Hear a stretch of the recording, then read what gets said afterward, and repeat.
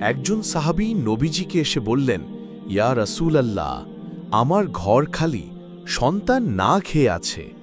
নবীজি সাল্লাল্লাহু আলাইহি ওয়াসাল্লাম বললেন, তোমার ঘরের কি আছে? সে বলল, একটিমাত্র কাপড় আর ৩টি পাথর। নবীজি বললেন, তুমি তা নিয়ে আসো। সে আনল কাপড় আর পাথর।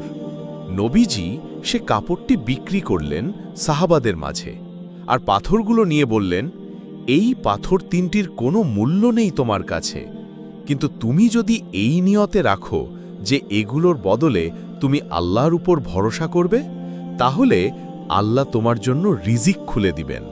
সেই সাহাবী ফিরে গেলেন। রাতে তার ঘরের সামনে এক ভিক্ষুক দাঁড়ায়। তিনি সেই পাথরগুলো তাকে দান করে দেন। পরদিন সকালে তিনি দেখেন তার দরজার সামনে উপচে পড়া খাবার আর গায়ে চাদর ঢাকা একটা থলে। থলে খুলে দেখেন স্বর্ণের মুদ্রা। তিনি কাঁদতে কাঁদতে বলেন, এই তো আমার রবের ওয়াদা, যে ব্যক্তি দান করে সে হারায় না।